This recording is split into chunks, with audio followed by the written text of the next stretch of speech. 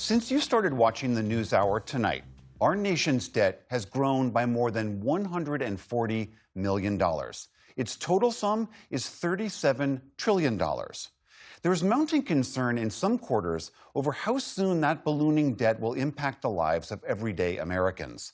As economics correspondent Paul Solman explains, simply paying the interest on that debt is already swallowing a larger portion of the federal budget. Interest on the national debt, paid to investors for lending the U.S. money. In return, they get U.S. government IOUs, treasuries, the interest rate on which tends to rise as we borrow ever more to cover the growing gap between expenses and revenues. When I look at our fiscal situation, the words that come to my mind are daunting and challenging, difficult. Why daunting? Well, one tasty way to depict the interest problem, a budget pie. Okay, here's the pie back in 2015. Interest on the debt, a low-cal 6% slice. But today, 13%, more than double the share just a decade ago. Why? As we issue more and more debt, more and more U.S. treasuries, then investors are going to demand more for that. For that, and another reason too, inflation. Which makes the debt worth less. You get paid back in dollars that don't buy as much as when you lent them. The burden of the debt every year is rising and putting a strain on our finances.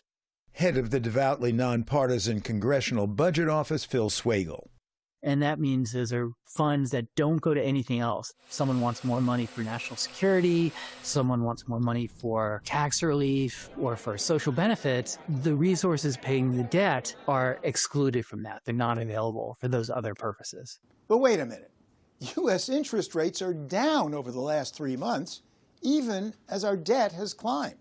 Our demographics are putting downward pressure on interest rates. The aging of the U.S. population and the reversal in immigration that we've seen this year puts downward pressure on interest rates.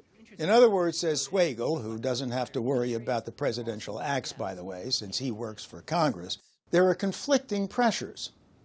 Interest rates rise with debt, but only according to the age-old hedge of economics, all else equal, which it never is.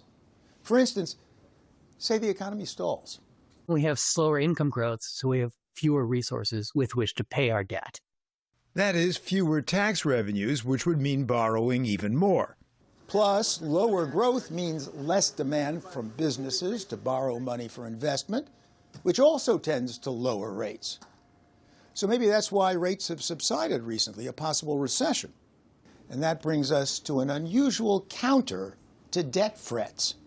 I think the word debt is the thing that gets people really concerned, and I think unnecessarily so. Unorthodox economist Stephanie Kelton thinks government debt's actually no problem at all.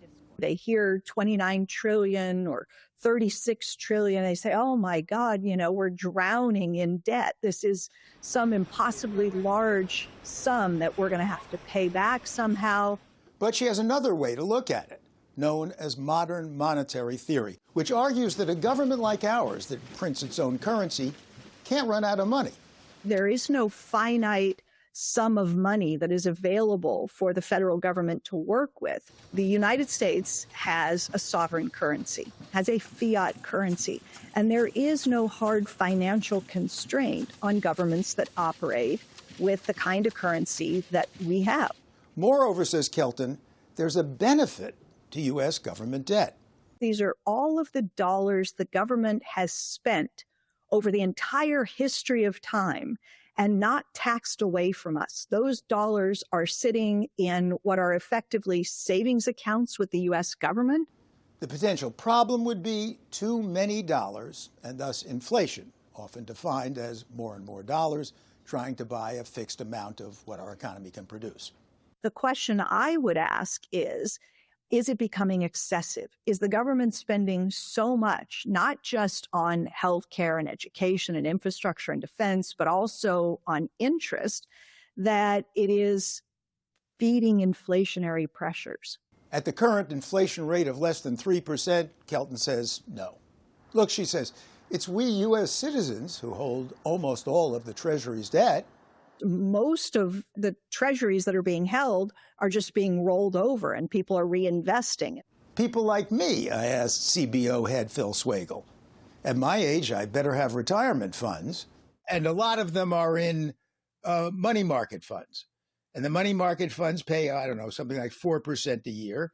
And that's mainly government short-term IOUs, right? So the government owes the money, but it's paying it to me. And thank goodness.